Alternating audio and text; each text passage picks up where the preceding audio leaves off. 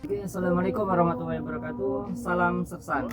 Oke, kembali lagi bersama saya di sini, tentunya di channel Ngobrol Santai TV. Oke, di sini saya sudah bersama Ukti. Di sini mungkin kita langsung berkenalan langsung aja ya. Mungkin bisa memperkenalkan diri terlebih dahulu. Oke, assalamualaikum warahmatullahi wabarakatuh. Waalaikumsalam warahmatullahi wabarakatuh. Perkenalkan, nama saya Nurisa Sari.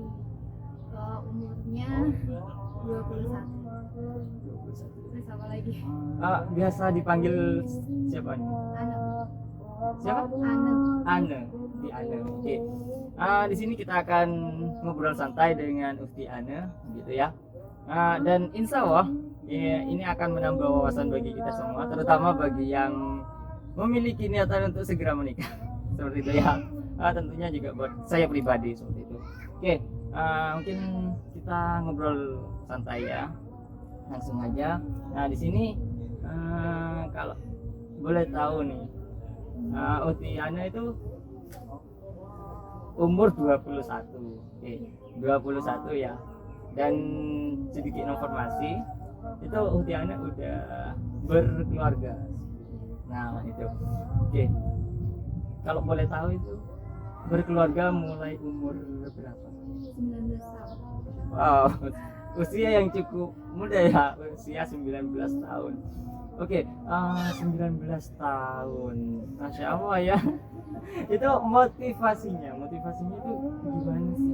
Kok bisa mulai berkeluarga sejak umur 19 tahun? Jadi itu sebenarnya sih simpel aja ya.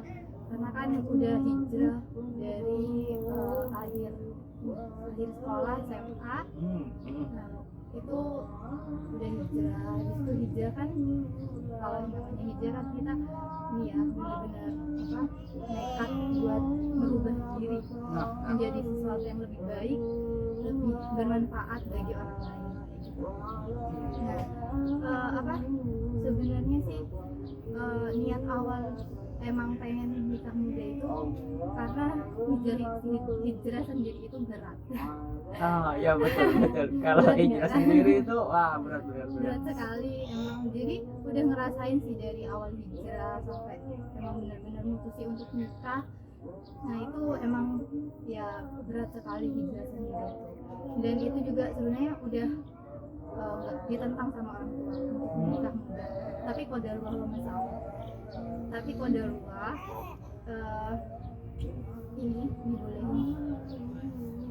Oh gitu ya. Itu mungkin ada rayuan tersendiri ya untuk orang tua, sehingga orang tua yang awalnya itu tidak memberikan izin untuk nikah muda, dan pada akhirnya beliau memberikan izin. Iya kan, ini dulu pertama mau nikah itu anak itu nyari ta'aruf perempuan. Udah ada sih. Nah kebetulan itu dia langsung datang ke rumah, tapi udah gitu karena emang bener-bener nggak boleh nikah pada saat itu dan fokus kerja dan kuliah. Waktu itu saya ini kerja sama kuliah. Sempat pendidikan. Kalau sekarang gimana? Sekarang ini udah cuti kan, saya udah cuti hampir 2 tahun dan insya Allah akan melanjutkan lagi setelah ini cuti udah agak gini. Iya insya Allah tetap lanjut ya pendidikan. Gitu teman-teman. Jadi kita kalau ada niatan untuk nikah muda, terus calonnya sudah datang maksudnya, gak apa-apa disegerakan gitu. Jangan malah kayak beranggapan nikah muda itu akan menghalangi kita untuk melanjutkan pendidikan seperti itu.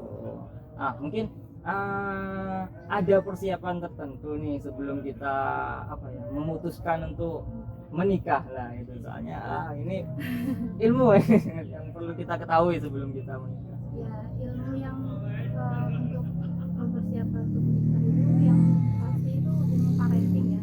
Karena menurut saya itu benar-benar penting, benar-benar penting ya untuk ini ketika kita sudah berumah tangga, apalagi sudah mempunyai anak. Dan itu benar-benar ilmu yang sangat bermanfaat bagi saya, karena ya alhamdulillah saya sempat mengikuti kajian-kajian parenting.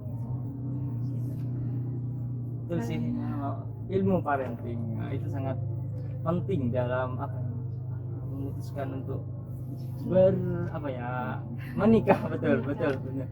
Dan mungkin selain ilmu parenting itu ada hal lain yang perlu kita pelajari, perlu kita kita ketahui sebelum kita menikah. Ya itu ilmu dalam rumah tangga juga, parenting juga termasuk ya. Tapi parenting itu kan lebih ke ini sih, lebih ke anak-anak. Waktu itu anak tuh belajarnya lebih ke gimana cara mendidik anak kalau parenting. Sedangkan kalau ilmu dalam rumah tangga itu kita fokus pada suami dan keluarga.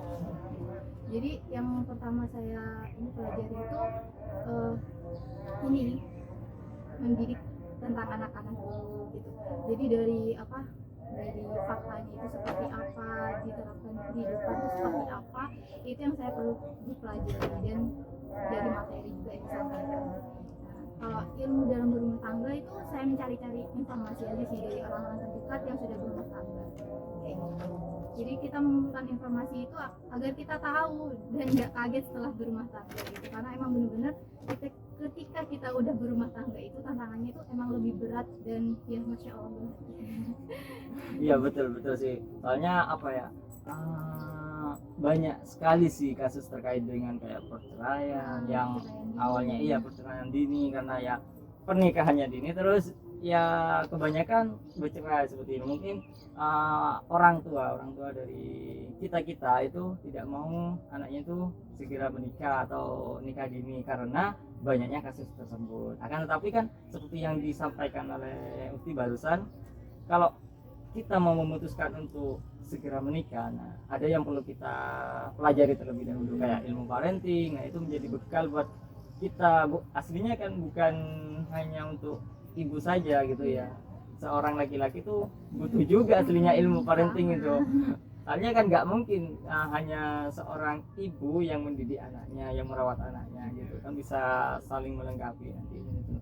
Terus terkait dengan ya ilmu keluarga gitu ya, yang membahas terkait dengan keluarga. Nah kalau kita bicara terkait dengan keluarga, nah dalam suatu hubungan keluarga itu pasti ada yang namanya cekcok, terus beda pendapat. Nah itu pastinya hal tersebut itu akan menimbulkan suatu emosi. Nah itu kira-kira ada tips gak untuk memanajemen emosi dalam hubungan keluarga gitu? Iya. Jadi untuk manajemen emosi itu sebenarnya ada ya, karena setiap permasalahan itu pasti ada solusinya. Ya. Nah, jadi gimana cara kita meredakan emosi saat kita menghadapi sesuatu masalah, gitu kan?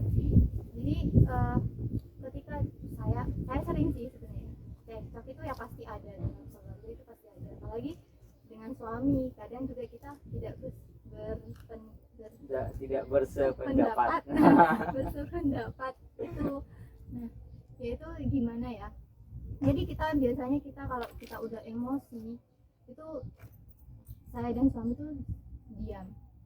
Jadi memilih untuk diam daripada harus ribut banting ini itu kan nggak jelas ya, betul. Jadi kita lebih baik diam, kita dinginkan dulu gimana enaknya, baru kita pikirkan, kita diskusikan lagi gitu. Kalau tidak berpendapat seperti itu, jadi kalau kita ada masalah kita omongin bareng-bareng gimana enaknya, kedepannya gimana, terus solusinya gimana, menyelesaikannya gimana, itu kita harus diskusikan.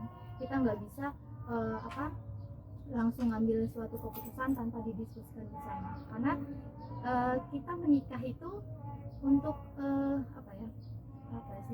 untuk menyelesaikan masalah itu bersama, bukan secara sepihak gitu. Betul sekali. Ya, kayak gitu.